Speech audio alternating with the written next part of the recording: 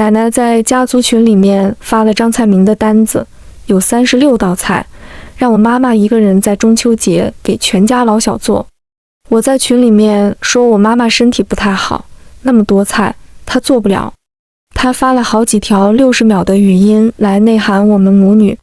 当她在餐桌上看到折耳根香菜凉拌草莓、火龙果炒土豆丝的食面如黑炭，我则热情地跟给位叔伯婶婶夹菜。大家别客气啊，这是我第一次给大家做菜，多吃点啊。大家都知道，现在提倡光盘行动，那36道菜我们吃不完就浪费了，所以我就减成了12道菜。我边摆着盘子边笑呵呵地说道，虽然菜是减少了，但是菜品大家放心，绝对是大家平时难得吃到的。坐在餐桌的人都面露难色，估计是不知道先吃折耳根香菜凉拌草莓，还是先吃老干妈炒巧克力。李亚男，你这是在干什么？奶奶一脸怒气地看着我，连名带姓地大声吼道，你做的这是些什么乱七八糟的东西？就这样的东西也能上桌？奶奶，我这不是第一次做吗？没有经验。我笑眯眯地朝他说道。估计是我的笑惹怒了他，他生气吼了一声，李亚男，你别跟我嬉皮笑脸的，像卖笑的。妈，你别生气，雅雅也是一片好心给大家做菜，估计是网上的攻略没有找对。我小姑柔声地劝着我奶奶，还特意夹了一筷子的草莓放在了嘴里。她面不改色地把那块草莓吞了下去，然后微笑着，其实还可以的。你当谁都跟你一样，不讲究，没出息，什么东西都能将就。奶奶的情绪丝毫没有因为小姑的话改变，反而变本加厉。果然都是些上不了台面的，真不知道我怎么生了你这样的女儿。似乎是觉得这话的伤害性不够大，她还特意瞪了小姑一眼。奶奶重男轻女的思想是刻进骨血里面的，这让她从骨子里面就瞧不上小姑、我妈和我。也是，小姑那么优秀的基因真不像是遗传的。我特意看了看一旁的几个叔伯。李亚男，奶奶生气地拍了拍桌子，小小年纪学得牙尖嘴利的，没家教。你妈就是这么叫你跟长辈说话的吗？奶奶，你这就错怪我妈了，这周围谁不知道我妈是最懂你的人了？我这个样子应该是隔代遗传了吧？我叹了口气，这个就没办法了，这遗传不挑好的遗传，我能有什么办法？这点我没说错，论阴阳怪气，我奶奶排第2，没人敢排第1。再说了，现在网上说了，现在的坏人都变老人，不是每个老人都值得被称为长辈的。奶奶气急败坏地吼道，你这话什么意思？想说我不配当你长辈？李亚男，你是有多高贵？说你几句都还说不得了。我没有说什么呀，我指了指桌子上的菜，这不是按照你的要求做的吗？你嫌菜少？真给你做出了36道菜，你可得吃啊。奶奶生气地指着我妈，赵素琴，这就是样的好女儿，不就是让你们做菜，你们给我弄这一出，是想气死我吗？她然后就开始大口喘气，然后叫着我几个叔叔伯伯的名字，说喘不上气来了，那模样值得颁一个奥斯卡金奖。李亚男，你说你是不是有病？大过节的你闹这么一出，是想做什么？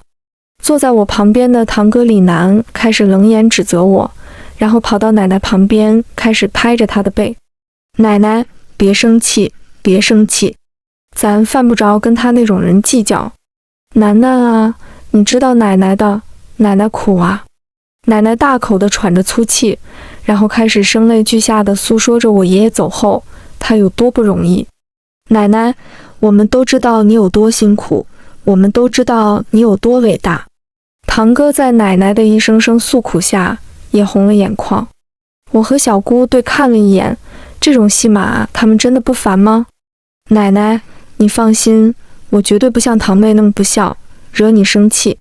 我会给你养老送终的。李楠说这话的时候还特意瞪了我一眼。楠楠，奶奶的乖孙子。我奶奶摸着我堂哥的头，还是你孝顺啊？知道奶奶这些年有多辛苦，有多不容易。说到这里，她声音开始哽咽。老头子啊，你没良心，丢下我先走了，留下我一个人在这世上受苦。奶奶开始捶胸顿足了。妈，你别这样，雅雅也没有别的意思。见这种情况，我妈也只能上前开始劝说。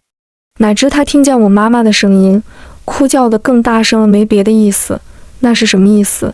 是想让我死吗？我爸朝我妈无奈地摇摇头，我妈只能站在一旁不说话。奶奶的哭诉还在继续。老头子啊，你怎么就这么狠心啊？老头子啊，你怎么舍得呀？老头子啊，你怎么就抛下我了呀？他说，声音随着排比句都句式，不断在拔高。我母亲拉了拉我的衣袖，我知道，这是多年来的默契，让我主动去跟奶奶道歉，不然她今天可以哭好一晚上，这件事情念叨一整年。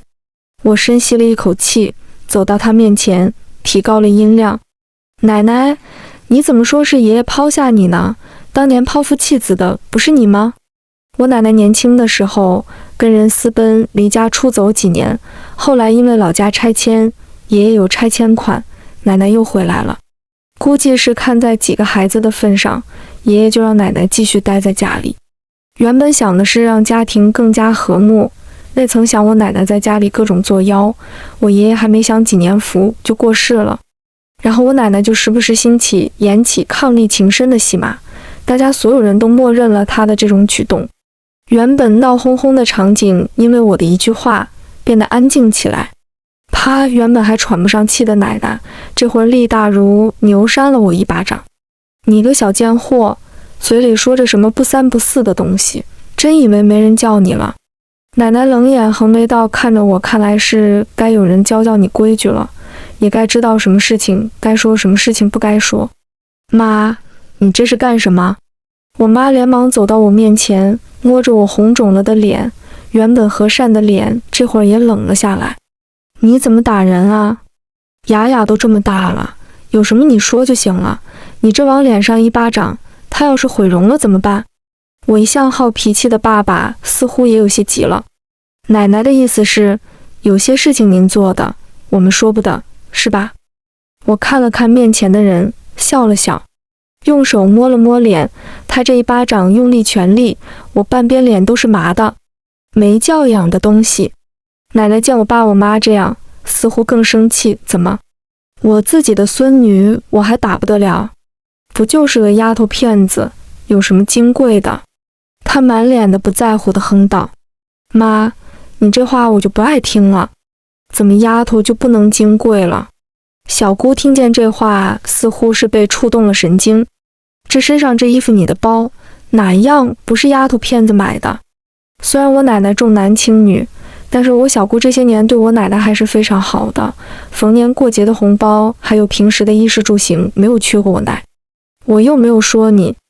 我奶奶看了看我小姑，你们都护着她，她迟早要被你们惯坏。现在打不得，说不得，你们这样谁敢替你们管孩子？好，这是好心当做驴肝肺。你们现在不管她，等她以后走向犯罪的道路，有你们好受的。她想了想，然后突然又哭嚎了起来。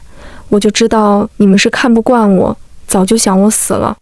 我不就是打了她一巴掌，你们做这个样子是想怎样？是想打我吗？她往地上一坐，拍着地板。我就知道这雅雅对我意见大，她一个孙辈都敢这么跟我叫嚣，我这活着还有什么颜面啊？说着哭喊的声音更大了。李亚男，我现在以哥哥的名义命令你，立刻马上去给奶奶跪下道歉。我堂哥李楠抬高了他的下颌线，然后满脸正义地看着我。我妈想说什么，被我拉住了。李楠，你果真的奶奶的好孙子。我朝他笑了笑，真孝顺。你以为谁都跟你一样是白眼狼？他恨恨地瞪了我一眼，不要说这些没用的，你就说你今天要不要跪下道歉？我要是不呢？不。他朝我冷哼了一声，握了握拳头。那我就顾不得二叔的面子，要让某人见见血了。我爸见状皱了皱眉头，我妈拉了拉他，朝他摇了摇头。李楠，你这么孝顺，是因为奶奶承诺你结婚时要给你10万块吗？我大声地朝着李楠说道，保证在场的人能听见我说的话。这是什么情况？小堂弟李帅疑惑出声，奶奶不是说没钱吗？我爸出车祸时，他说拆迁款早就用完了，让我们自己想办法。我也是这样听说的。我四叔也是一脸疑惑地看着我奶奶。李亚楠，你不要在这里挑拨离间，少瞎说八道。我堂哥李楠连忙否认道。我胡说。我揉了揉刚刚被扇了巴掌的脸，还有些生疼。我忍着痛，笑眯眯地说道，我亲耳听见奶奶让你不要把她手里还有80万拆迁款的事情告诉大家，并承诺你结婚时候私下给你添10万。按理说，这抛夫弃子、户口迁出的人，不是应该没有拆迁款的吗？你胡说！李楠走到我面前，抬起的手被我小姑一手抓住。楠，这大男人打女人可是要不得的事情，更何况她还是你妹妹。我小姑丢开李楠的手，满脸嘲讽地看着李楠。李楠似乎是被我小姑盯得发毛，开始不自然地解释道，小姑，那是因为他对奶奶不孝，还胡说八道。是不是胡说八道？我们听一听具体的不就清楚了。小姑意有所指地说了一句，那么慌张做什么？然后看向我奶奶，妈，你有什么要说的吗？我说什么？我有什么好说的？这老里头留下来的钱不留给姓李的，难道还要留给外姓人？哪有这个道理？奶奶理直气壮地朝着我小姑姑吼道，再说了，这钱是棺材本，是救命钱，你们用了就是老虎借猪，我以后找谁要去？我奶奶重男轻女，我家的叔叔伯伯就比我小姑更受宠。同样，我堂哥也比我更能得到他的关爱，但是他的爱只限于关爱，言语上的关心和爱护，不能涉及到金钱。我三叔当年骑摩托车出车祸，命都快没了，也不见他拿出1分钱出来。大家都觉得估计是爷爷在世的时候钱没存下来，也就不了了之了。今天被我这样爆出来，奶奶看我的眼神像是镶了刀片，堂哥看我的眼神像是淬了毒药。他开始大哭大闹，开始诅咒骂人。从他骂人的话语中，我验证了，果然人生气起来是自己都会骂的。他边骂我就边数，他这是骂到了我祖宗的第几代。但是大家对他这种老戏码已经视若无睹，开始在讨论那80万的归属。我的几个叔叔伯伯一致认为，那80万该4兄弟平分，每人20万。还是我小姑站出来说，好歹给老人家留点钱，然后才重新划分。我爸和3个叔叔每人15万，我奶奶留20万养老。我出嫁的小姑没有，都没有人在意。我奶奶私吞的那份原本就是我爷爷留给我小姑的。对于这样的划分，我奶奶不同意。她说，我爸爸就我一个女儿，他不能跟大家分一样多，钱最后留给了女儿。我奶奶狠狠地看着我，她不能接受，她拿出来的钱最后要留给我。大家针对这种情况又开始重新划分。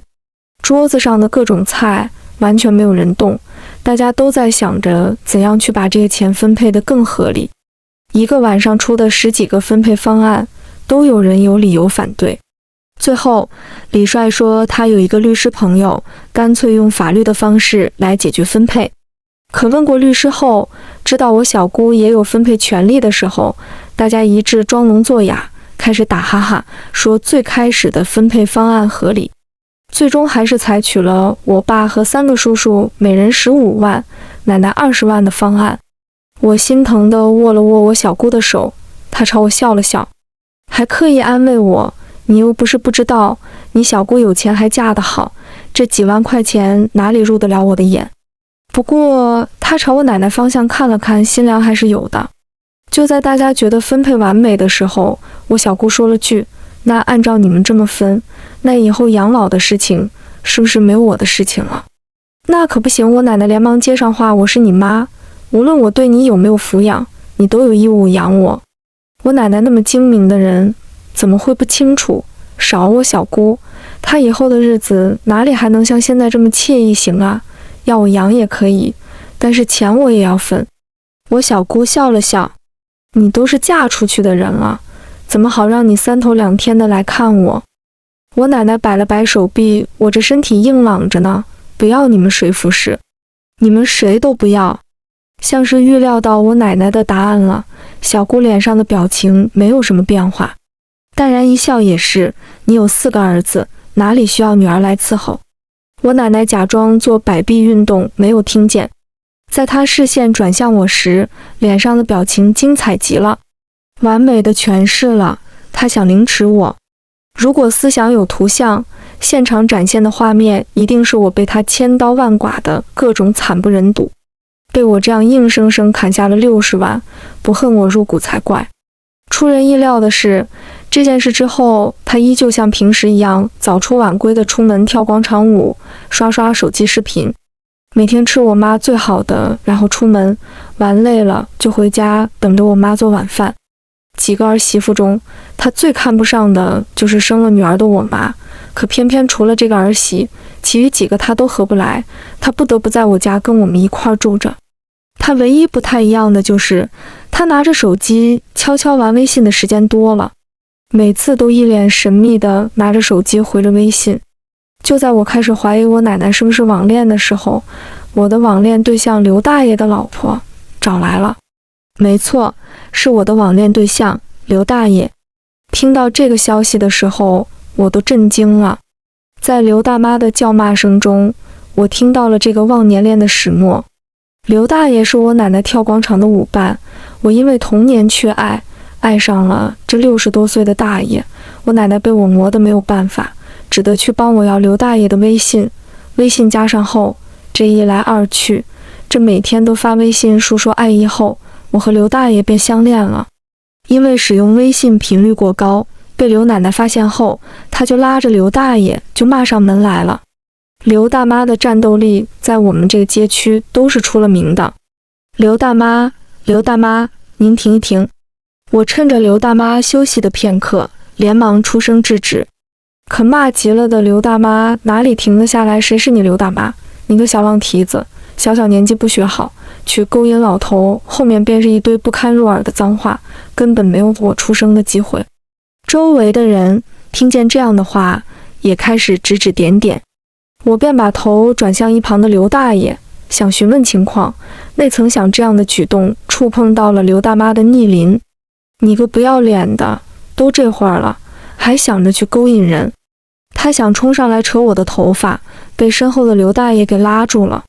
刘大爷颤颤巍巍地说道，有那么多人在看呢，怎么怕人看你就不要做呀。一把年纪的人了，也不嫌害臊，还学人家年轻人网恋。刘大妈把战斗对象对准了身后的刘大爷，便开始了一顿炮轰。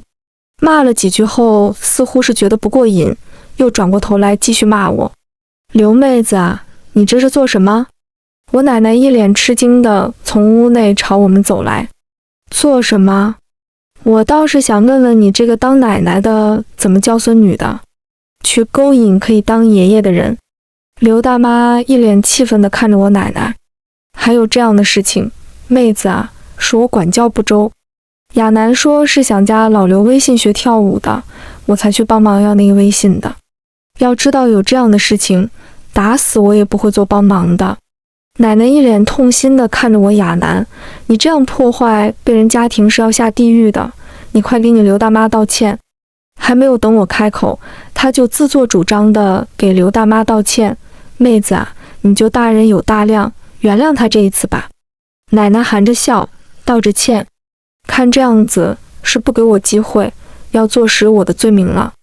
刘大妈并没有因为我奶奶的说情气势弱下去，反而火气越来越大，嘴里不停地吐出各种脏话。周围看热闹的人越来越多，这情况我根本插不了嘴，说不上话。我转身走进厨房，拿了一个碗走了出来。你这是要干什么？在他们一脸疑惑中，我摔碎了碗，捡起破碎的瓷片拿在手里。你难道还想杀人？你要知道，杀人是犯法的。刘大妈，你刚刚说的那么多，都是你在说，你一口咬定是我勾引刘大爷的，你拿出证据啊！我看了看手里面的瓷片，如果你能证明你说的是真的，那我就自我毁容，你看怎样？好，我看你还要嘴硬到什么时候？刘大妈抢过刘大爷的手机，顺利地解了锁，翻到了微信的聊天记录。微信头像和微信名都是我的，里面有着各种聊骚的话语，还有我穿睡衣在家里面的图片。就这样还说不是你？刘大妈一脸不屑地看着我。我朝旁边的奶奶看了一眼，她正兴奋地看着刘大妈对我进行各种言语的辱骂。刘大妈，我说这个微信不是我的，你一定不信。我顿了顿，这样吧，你打个视频过来就知道了。刘大妈似乎是为了让我死心，打了一个视频电话。花花蝴蝶的视频铃声在我奶奶的包包里面响起。刘大妈一脸震惊地从奶奶包里面拿出手机，连声骂道：好啊，好你个干凤梅，原来是你。我奶奶则是满脸疑惑地看着她兜里面的手机。她当然是把手机藏好了才出来的，就是以防出现这种情况。她没料到我进厨房，好心的把她的手机拿出来放回她的包里面。没想到你为了自己快活，居然让你自己孙女来替你背皮皮。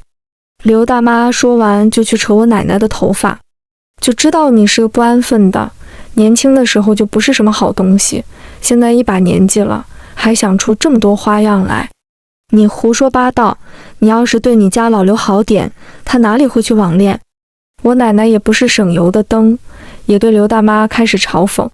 刘大妈被这样一击，战斗力瞬间爆表，开始连抓带咬了。我妈回家的时候看见的就是这幅场景。妈，你怎么可以这样？了解了始末后，她拖开了干架的两人，一脸不可思议地看着我奶奶。我知道你不喜欢雅雅，但没想到现在你居然想出这么恶毒的方法来。什么恶毒的方法？赵素琴，你是眼瞎吗？看不到现在被欺负的是我吗？我妈因为被刘大妈多踹了一脚，便开始拿我妈撒气。你居然帮外人拉偏架！奶奶，我妈要是不拉开你，你那脸估计早就被刘大妈撕烂了。我火上加油地拱火了一句。谁说的？他是我的对手吗？要不是我看在他家老刘的面子上，他现在还能站在这里吗？奶奶一脸不服气地哼了哼。你当你是谁呀？还要看我家老刘的面子，我需要你给面子吗？刘大妈说着，不顾旁边的人阻拦，朝前面冲了过来。你个下贱东西，看我今天不把你那张脸撕烂，我跟你姓。你们别打了，待会儿有人报警了，你们可是要进派出所的。旁边的一大叔友好地劝说道：进派出所就进去，我还怕吗？我奶奶见劝架的人多了，气势也起来了。打架进派出所的话，会有档案记录在案的。见打架的两人还想说什么？你们的孙子们要是想考公的话，可就考不了了。两人心不甘情不愿地对骂了几句，然后刘大妈拉着刘大爷翩然离去。妈，我这就打电话让他们几个来商量你的去处。我妈对我奶奶说了一句，然后拉着我进了屋。我奶奶一脸愕然道看着我妈。我妈这个举动也是出乎我的意料，因为我奶奶敢这么做，也是因为我妈妈太过于仁慈，总觉得她是长辈，很多时能忍则忍，事情就这么过去了。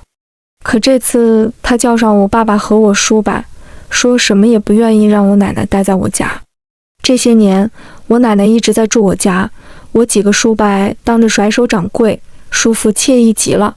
我大伯说，这些年弟妹你都忍了过来，再忍忍就好了。我三叔说，你这下子你不让妈待在你家，这让妈心里怎么想？要是她有心理阴影了怎么办？我四叔说，我家那么窄，妈过去待不习惯的。几人开始找各种理由和借口来搪塞我妈。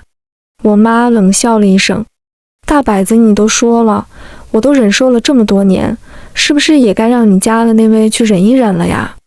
我大伯父是妻管严，大家都知道。三弟的儿子的女朋友不正是学的心理学吗？要是有心理阴影了，这不正好可以让他去看看，不但可以练手，还可以增进关系，多好啊！儿子谈了这么优秀的女朋友，我三叔可是在这些亲朋好友面前炫耀了好久。四弟，你家那新房子不是装修好了吗？妈，这过去不是正好吗？四叔天天都在说他那房子的洗脸盆装了多少万，床垫买成了多少万。我妈把他们的话堵死了，他们只能黑着脸商讨着奶奶的归属。不管奶奶的这种不孝之名，他们那么爱名声的人是做不出来的。我在心里面默默给我点了个赞。最终商讨的结果是，我奶奶在他们三家人中一家待1个月，这样轮1年。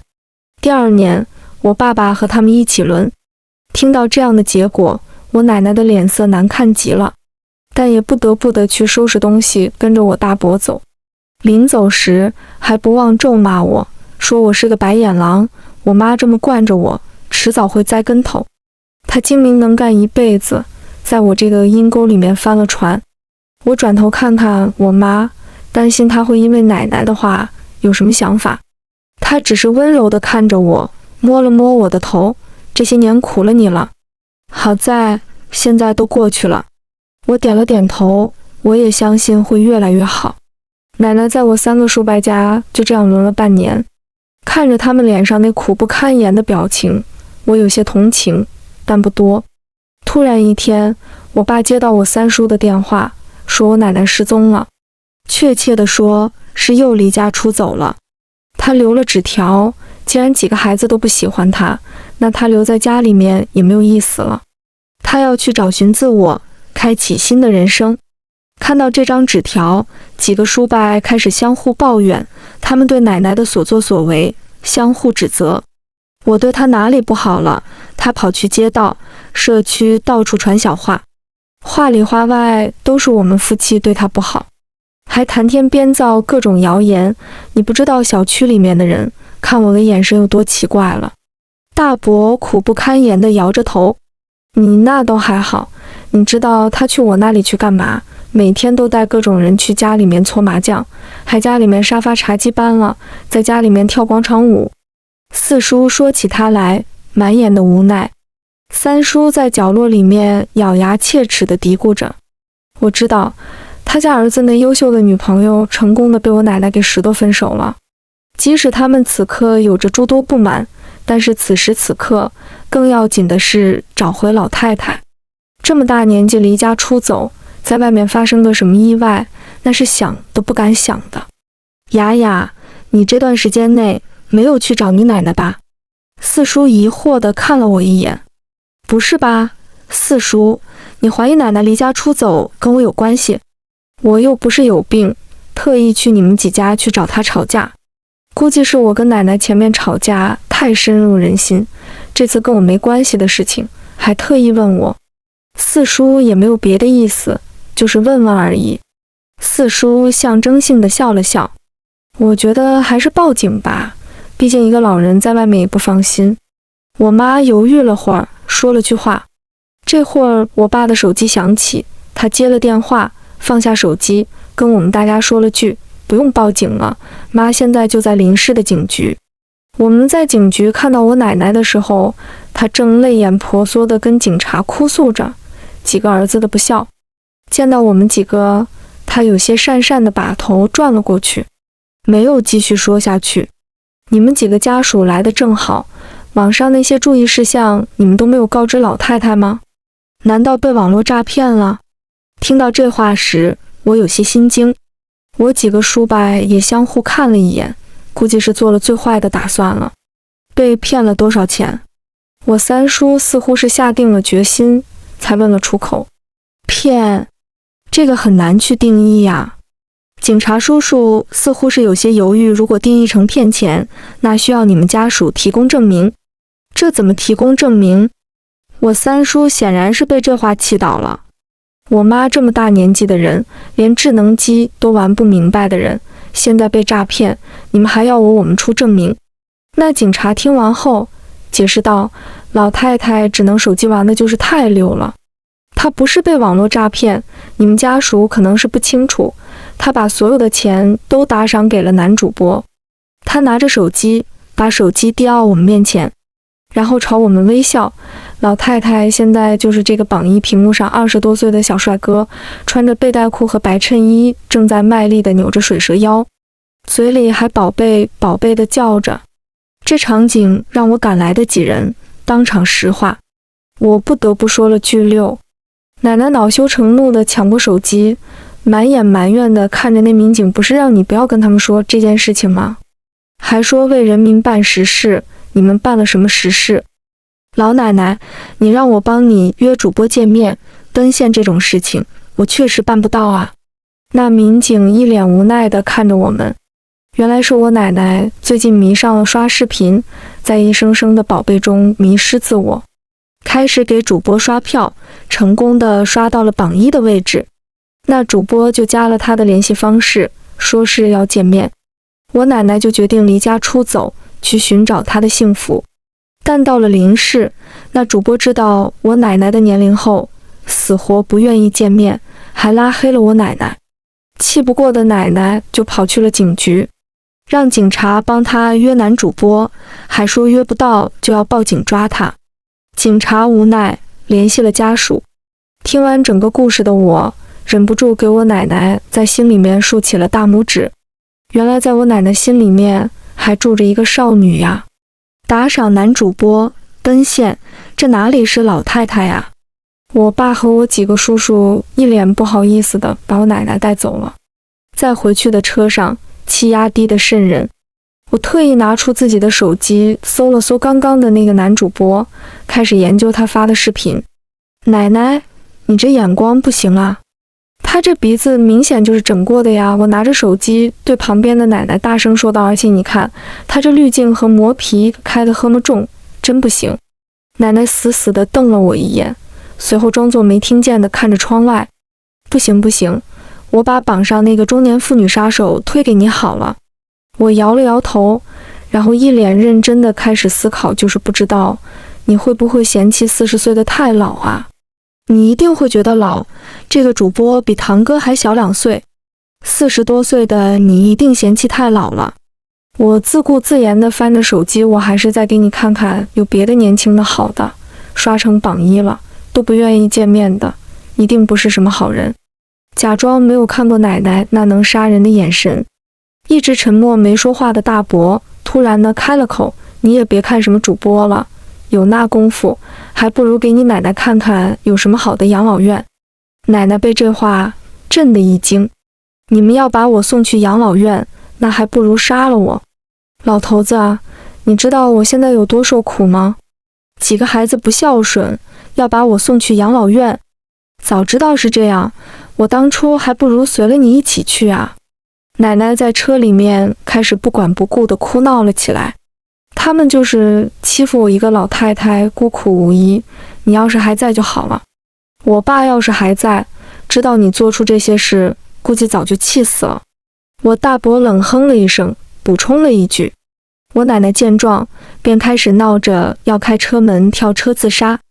我连忙拉住她，大声吼道，奶奶，你这是要让全车人陪你一起去死吗？奶奶听完我的话更激动，你算个什么东西，现在居然敢吼我。说完就朝前面扑去，去拉扯正在开车的三叔。要死就大家一起死。砰，车子撞上了护栏，全车人都死死地看着我奶奶。我奶奶刚刚的嚣张的气焰，我就是说，哪里知道真的会这样。